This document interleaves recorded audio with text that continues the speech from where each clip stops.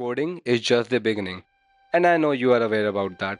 You have seen those, practicals of the software development life cycle. You have seen those creation of software, the testing, the deployment, the production issue at 2 a.m. So what is software engineering to you? Well, that's what I'm going to answer today. Today, I will express my views on what software engineering means to me. And let me tell you, the conclusion is far beyond what I ever thought it would be. It's nowhere even related to coding.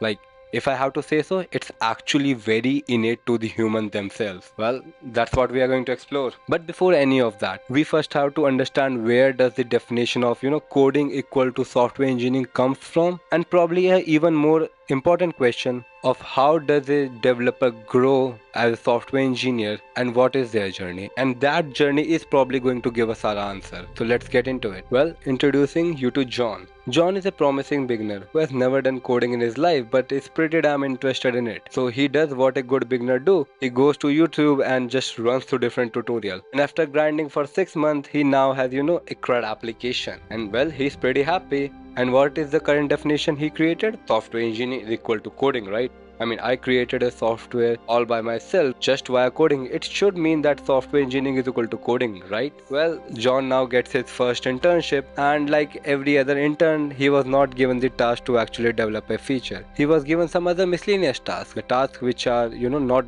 related to coding but are equally important. Testing, deployment, and all the other good stuff. So well, John did it very, wholeheartedly, and now John grows as a developer. She grows as an engineer, and now he just thinks that software engineering is not all about coding because he has seen those different phases. He now thinks that software engineering is equal to coding plus testing plus deployment. That is a good improvement, I guess. And now John slowly grinded, built up his resume, and is now having a first full-time job. John goes to his manager and asks for the feature development. He got it. He started developing the feature. He tested it, even deployed it. Good times, I guess, as a junior dev. Well, that was until he hit his production issue for the first time at 2 a.m. But anyways, he resolved that production issue, but learned something from it.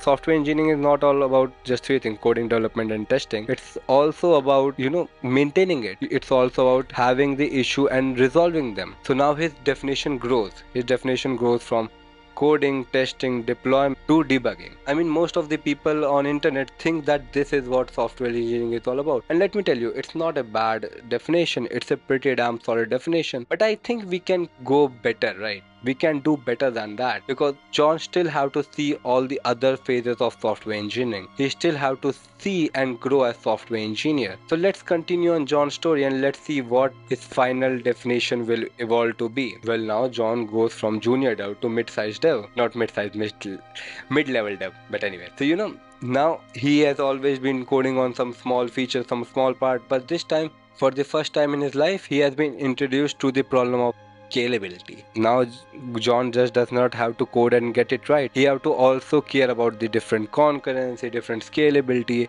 and all the other good stuff that happens at scale. John slowly realized that software engineering was just not about coding small and bits and pieces. Also to ensure that our software which we have created work at scale, not spell. He, started learning a bit of system design, low level design, all those good stuff. He starts writing good code, good clean code, learn all about load balancer, microservices, event-driven architecture, all those good stuff.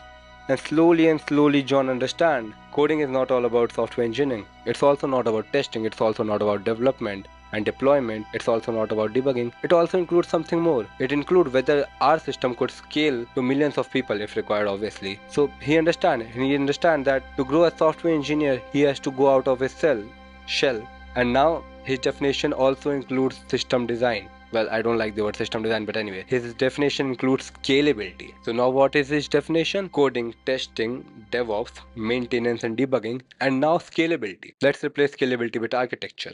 And that is a pretty good improvement. Now, John also cares about architecture and understand that if our architecture can't scale and we want to scale it to millions, the software itself is not good and you have not engineered it right. Now John grows from mid-sized dev to a senior dev. Now what has his responsibility now? It's not coding. Now he have to mentor junior dev. Oh boy, that's what not you have learned in college, right? John did what he could. He talked to different junior devs, he talked to even different teammates, and he just communicated and communicated in a better way for junior dev to ensure that they are going on the right path. Slowly and slowly, John realizes that he has been missing a big part of software engineering, that is communication. You can't build a software alone. Well, you can't build a significant one alone. And for you to work with others, you have to first communicate well. That's what John learned. So his now definition grows even beyond that. It now includes communication. Now he is promoted to a team lead. John have to coordinate and manage some different folk under him. So he goes to Google and understand what the best skill he can get. He get what every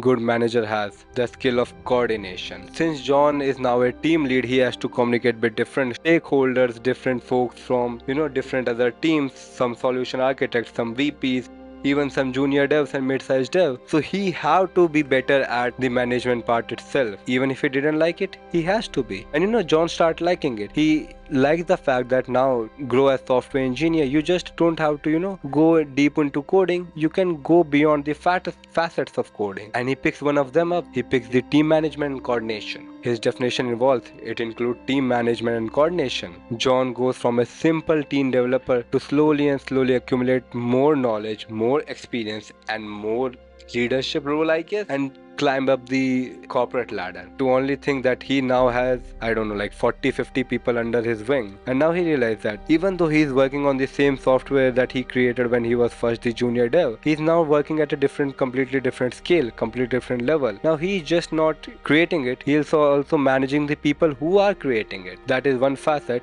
And suddenly John has been dropped to some other project, the project which has to be created from scratch. So what does John do? Does John start coding itself? No, he has now way more experience than what he had when he was a junior dev. So he started with talking with stakeholders first. He first understands the requirement, and now you might realize that software engineering also includes requirements. That's obvious to John now. So he goes, to different stakeholders, understands the requirement, and then using his capabilities of management and coordination, he mentor different people to different tasks, and all of them start creating a new software. They are all doing coding, but now coding is not the biggest facet of John itself and his work life. It also include requirement, coordination, communication, leadership skills, and slowly and steadily John realizes all of these could be encompassed into a single damn skill, and that is leadership. Because if he is going to be not a good leader, the project itself is going to be doomed. So now John even goes beyond that and grows as an engineer and understand that leadership skill itself is really important if you want to actually spearhead a new software itself. Is that the end of the software engineering